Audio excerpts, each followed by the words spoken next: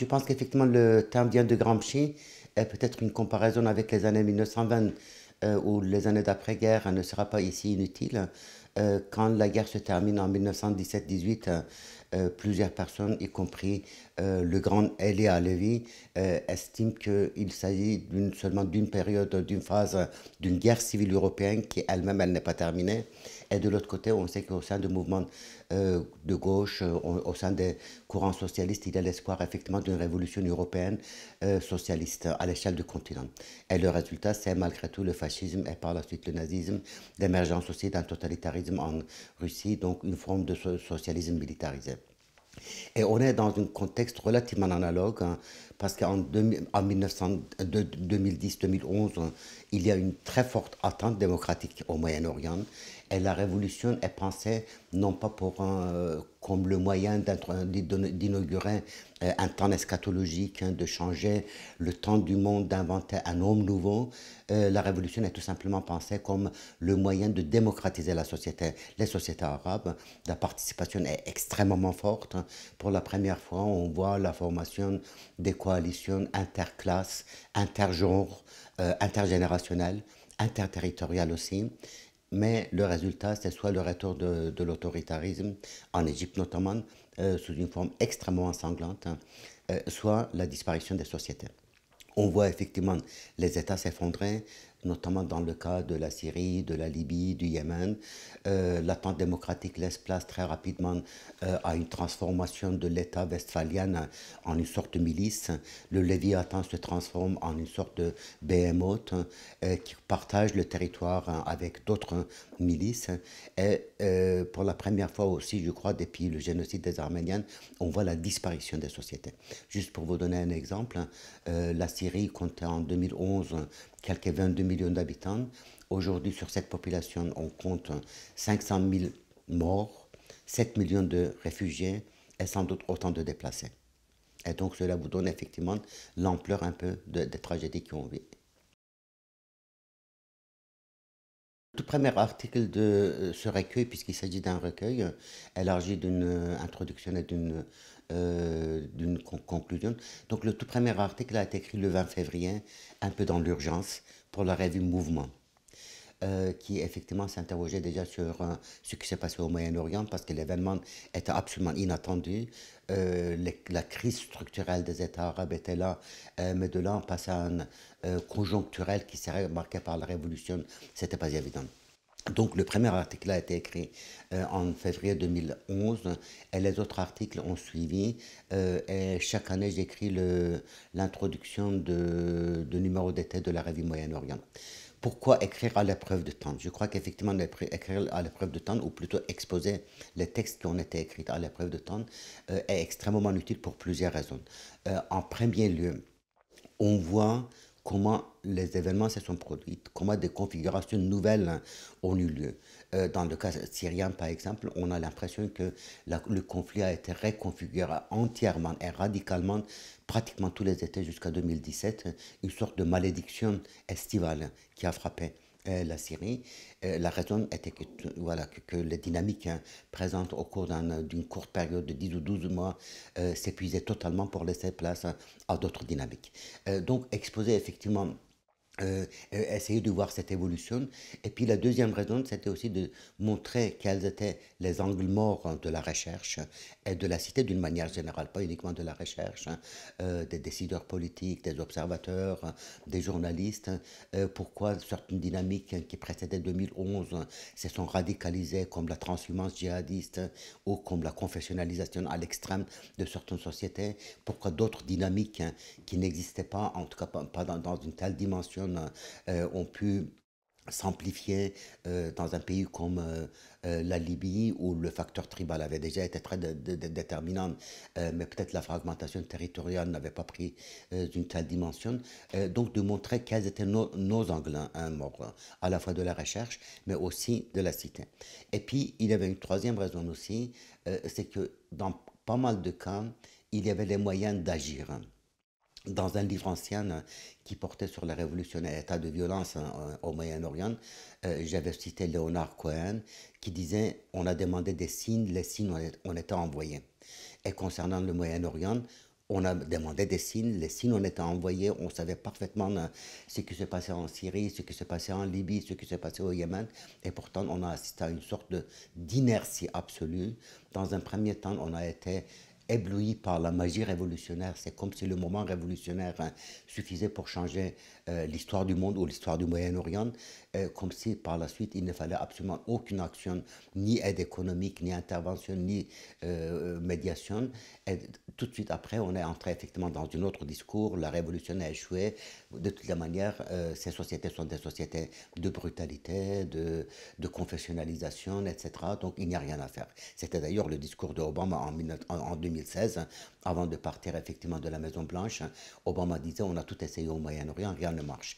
Donc voilà, effectivement de la magie, on a passé à une sorte de suressentialisation du Moyen-Orient pour justifier un peu l'inertie qui a été celle des démocraties occidentales. Je pense que l'effet de domino se produit dans la plupart des cas des révolutions, de révolutions démocratiques. Quand j'entends la révolution démocratique, ce sont des révolutions qui visent à intégrer la cité démocratique, libérale, bourgeoise, et non pas l'invention d'une société qui serait ontologiquement pure et immune de toute source de corruption dans la durée.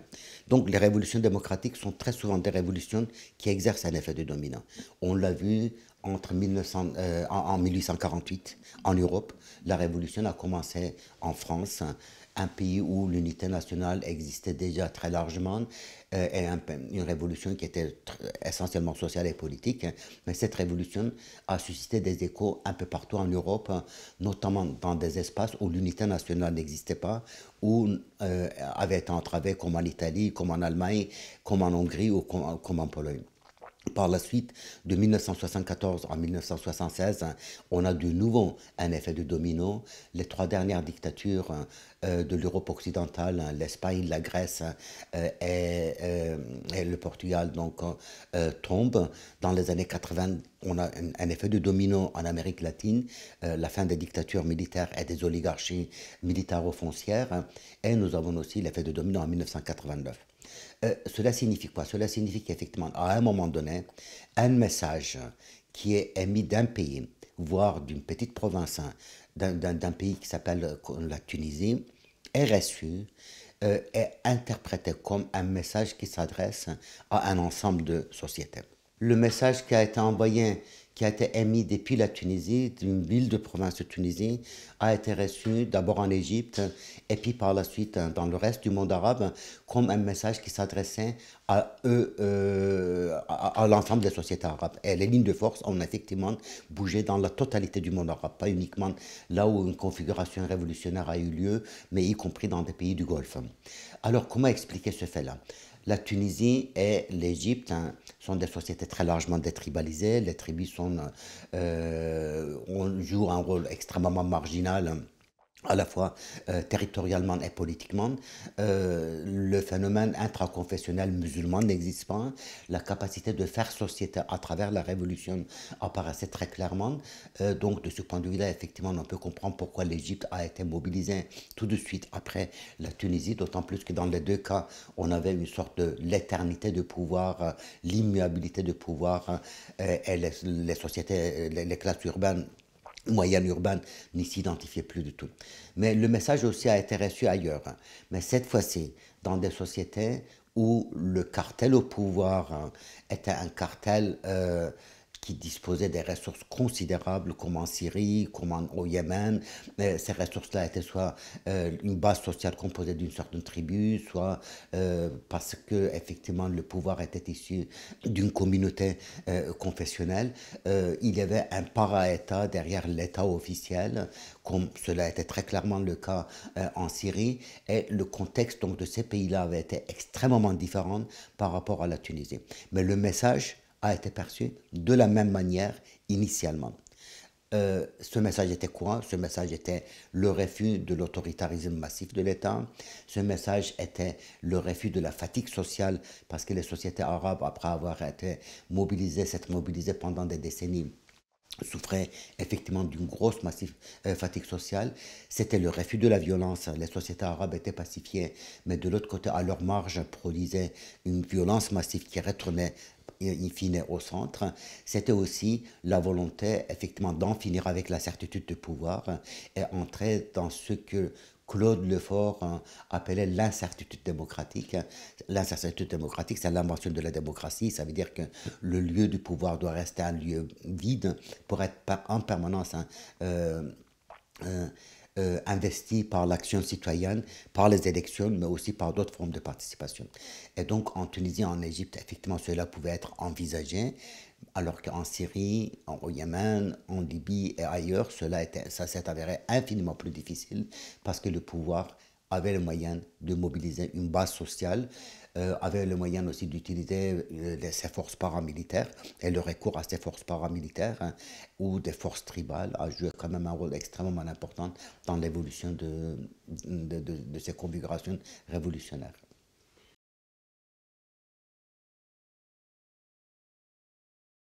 D'une manière générale, l'État a toujours contenu en lui euh, la potentialité de sa propre destruction.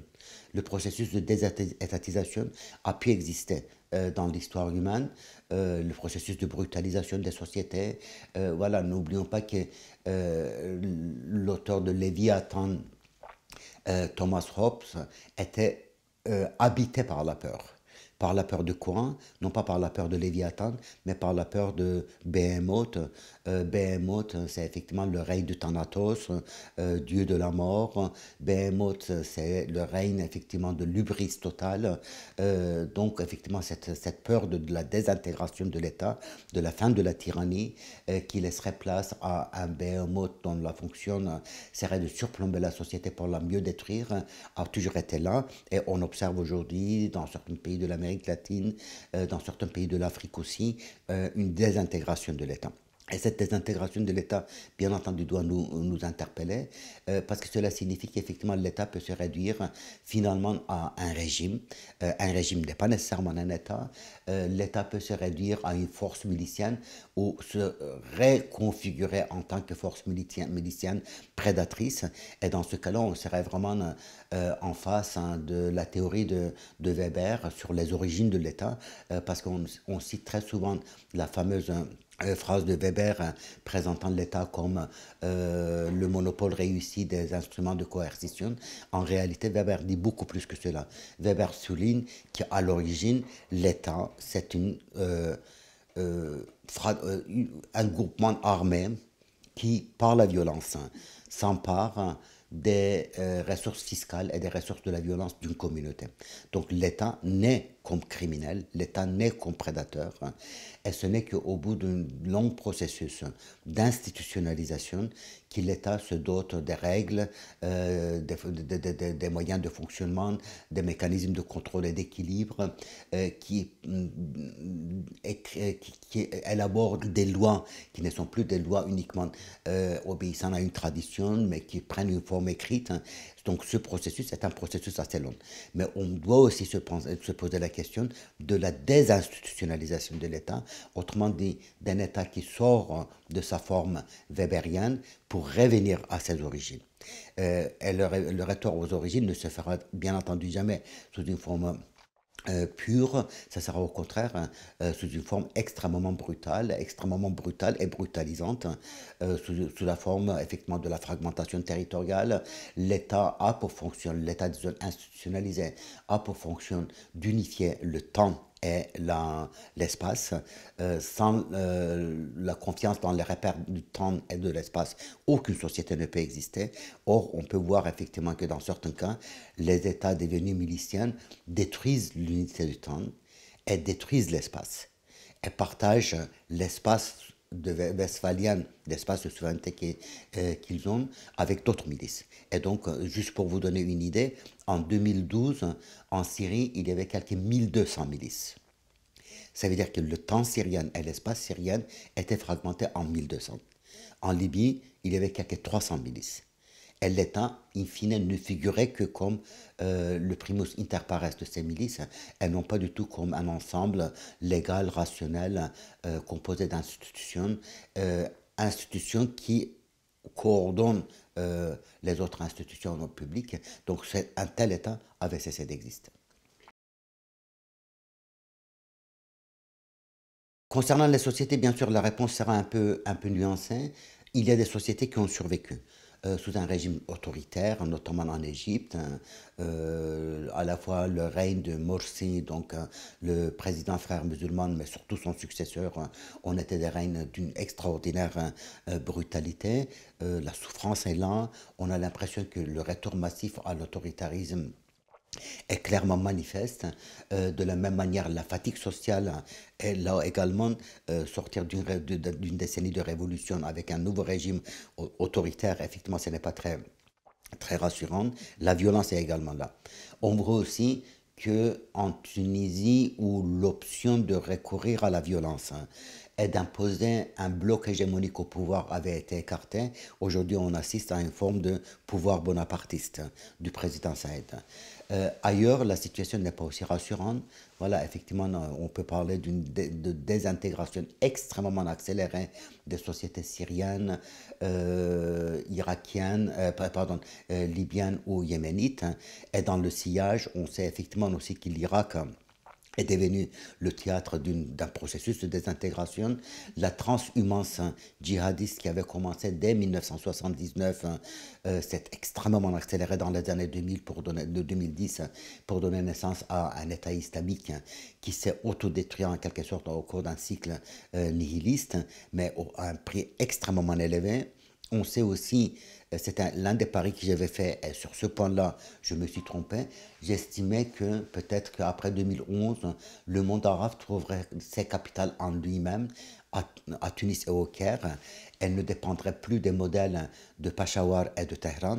Peshawar, parce que c'était le cœur de la transhumance djihadiste lors de la première guerre d'Afghanistan de 1979 à 1988-89, et Téhéran, parce que c'était le lieu de la révolution islamique de 1979. Or, aujourd'hui, on a l'impression que le monde arabe est encore ou toujours orphelin de capitale. Certes, les scènes de la Révolution ont été filmées minute par minute en Tunisie, à Tunis et au Caire, mais cet archivage ne signifie pas nécessairement que la référence aujourd'hui se trouve nécessairement dans, ces moments, ce moment révolutionnaire. Donc voilà, je crois qu'effectivement, de ce point de vue-là, on peut parler malheureusement d'une transhumance militaire, d'une confessionnalisation qui continue un processus de désintégration qui s'est accéléré. Et le monde arabe, en tout cas, est devenu extrêmement marginal aujourd'hui sur la scène internationale. Dans cela, il y a plusieurs raisons. D'abord, les facteurs externes. Euh, mon livre qui avait paru juste avant celui-ci s'appelait l'antidémocratie au Moyen-Orient, Iran, Turquie, Iran, Russie et Turquie, où j'essayais de montrer comment effectivement une nouvelle forme d'antidémocratie qui partait de la notion de l'espace vital, de la mission historique, avait émergé dans les années de 2010. Et on sait que la Turquie, la Russie et l'Iran ont pesé extrêmement lourd dans les affaires du monde arabe. La brutalisation de la Syrie est due en partie à ces trois pays-là, où le contexte syrien, le contexte libyen s'explique en partie par les interventions de la Turquie et de la Russie. Donc il y a eu une marginalisation du monde arabe au profit de ces trois pays-là, mais ces trois pays, ou ces trois régimes, le régime d'Erdogan, de Khamenei et de Poutine, se sont aussi épuisés au cours d'une période d'une extrême brutalisation.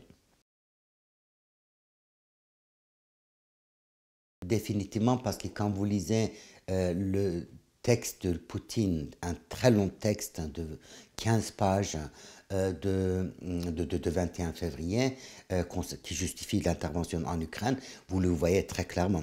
Pour lui, l'Ukraine est une erreur historique, l'erreur historique de Lénine, et donc du coup, il faut décommuniser l'Ukraine, déléniniser l'Ukraine, et cela signifie tout simplement la destruction de l'Ukraine qui ne peut pas exister, ni en tant que peuple, ni en tant que nation, ni en tant que pays, en tant que sujet. L'Ukraine ne peut que devenir un objet.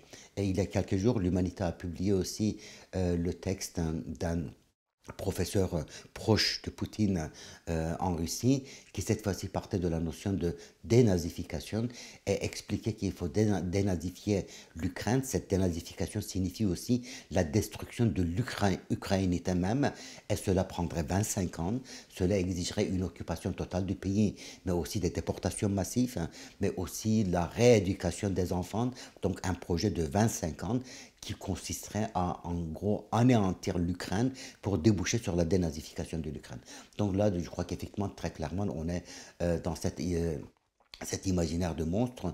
Et n'oublions pas qu'en Ukraine, en Russie, mais cela est aussi le cas en Turquie, de la Turquie ou de l'Iran, on part de l'hypothèse que la nation a le droit à une mission historique, que cette mission historique consiste à dominer le monde pour lui apporter l'harmonie nécessaire, que la nation dispose d'une ontologie pure, que cette ontologie pure est menacée par l'ontologie de l'Occident qui serait corrompue et corruptrice par définition, et donc que la guerre ferait partie de la mission historique, que la guerre a été voulue par l'histoire et par la suite certifiée par la nature et par la raison créatrice. Tous ces thèmes-là qui étaient très très répandus dans les années 1920 et 30 sont aujourd'hui effectivement remobilisés, et sans cela on ne peut comprendre ce qui se passe aujourd'hui en Ukraine.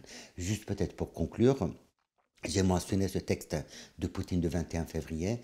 L'argument officiel du déclenchement de la guerre, ça veut dire la menace occidentale ou la menace de l'OTAN, n'est mentionné qu'à la page 9.